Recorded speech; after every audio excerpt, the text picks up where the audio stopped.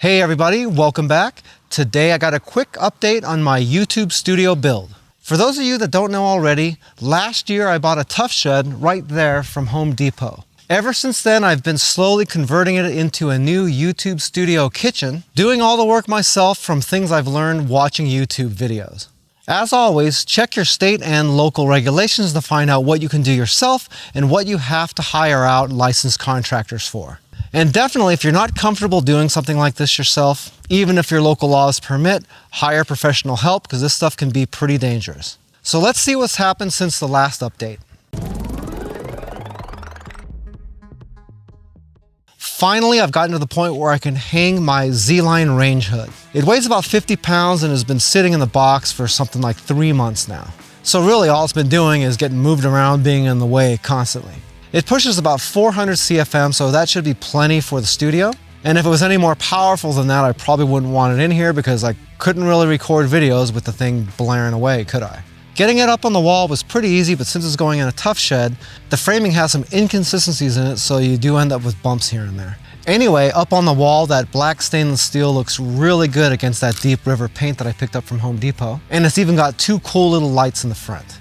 Next, I moved on to the chandelier. I ran into problems with that right away because just like a lot of stuff you get from China on Amazon, the size and shape of the bracket doesn't really line up perfectly with your standard ceiling receptacles. I still managed to get it up there with enough screws to hold it into place, but it does look a little bit funky.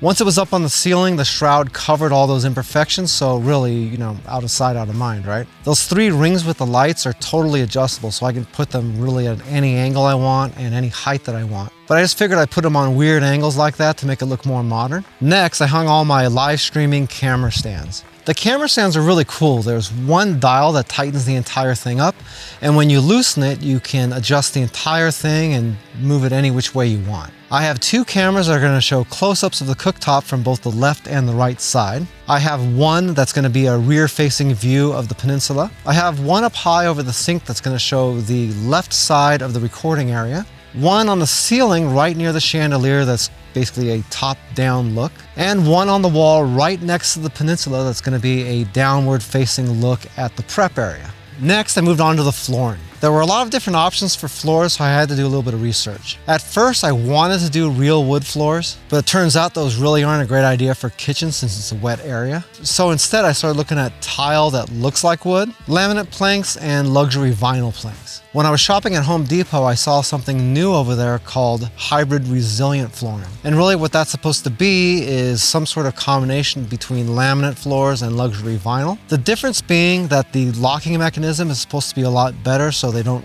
come apart if they bend. They're harder to break, scratch, and dent, and the thickness of the planks is right at ½ an inch. Also, the flooring comes in bigger pieces, so it takes a little bit less time to put down. Getting the floor down was way easier than I expected. I mean, a lot of people say it's not very hard, and at first it was a little bit cumbersome getting the pieces lined up just right so they'd click together. But once I got into about the 3rd row, they all just seemed to fall right into place, and I really didn't even need to use a mallet or anything.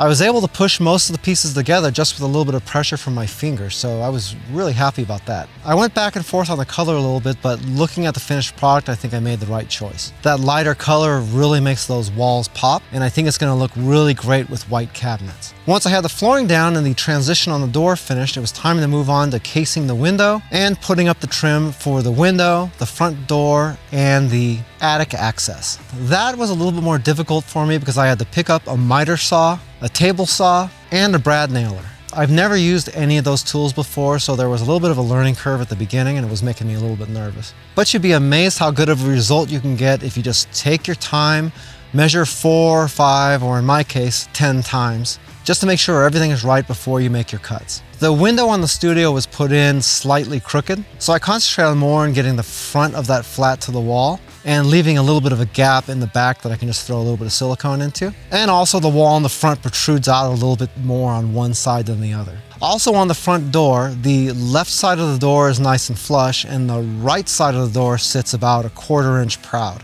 Also, the right side is somehow a little bit higher than the left side. But I just made everything as flat as I could and figured I'd use a little bit of silicone to fill in any kind of gaps that I got left over. Ironically, the only thing that came out nice, square, and perfectly flat is my attic access, which I framed out and did myself. and I didn't know what I was doing at all, so that was a miracle. Anyway, once I got the casing and trim up, it was time to paint. After taping everything off with frog tape and throwing some plastic down to protect my floors and walls, I was able to throw on my paint, which is Bear Dynasty Ultra White, and I picked that up with a satin sheen, which is really super close to a semi-gloss. I used an angled paintbrush to do the corners and the sides of the trim, and then I did all the flat portions with a roller so there wouldn't be any lines there from a brush. I think that's really gonna look great whenever I get the caulking done.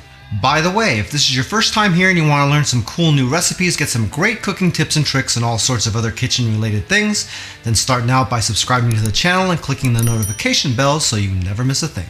Now for the cost update. I elected not to go with the floor of the Tuff Shed, and instead I put down a concrete slab, and that was $1,500. The Tuff Shed itself is one of their standard designs, but I did do some upgrades to it, including the doors, the window, and we raised the ceiling a little bit as well. Also, I did buy a little extra lumber and put in some joists so I can have a flat ceiling. I did that part myself though. With all that, the cost of the Tuff Shed was $10,700. I ended up spending a little bit more on the electrical system since the last update, and now we're at about $6,300. So far I've just spent about $50 on stuff for the air conditioning, which is a stand for the mini split, a whip, and the electrical cutoff. All the lighting so far has cost me $410. The plumbing in the studio is super simple. It just consists of a couple of hookups and a pot filler above the cooktop, and so far that's cost $450. The total on the vent fan was $951, including all the extra stuff I had to buy for it. The waterproof underlayment for the floor was $128, and the vinyl planks cost me $821. I spent $200 on all the trim pieces, $871 on the insulation, $1,029 on the drywall, $550 on the paint, $160 on things like fixtures, an extra $100 on other materials, and $1,771 on stuff like tools that I had to buy to do the project. So far the total that I've spent is $25,991. And I have no appliances, cabinets, or air conditioning. What? So let's see, what do I have left here to do? So I still have cabinets, baseboards, the sink, the faucet, all the crown molding, some LED lighting, and all the appliances, including the combination oven microwave, the induction cooktop, the dishwasher, the refrigerator, and the under-counter water heater. 2,000 years later. Oh, and the mini split air conditioner and some backsplash. It seems like lots and lots of stuff, but we might get this done in the next 3 months.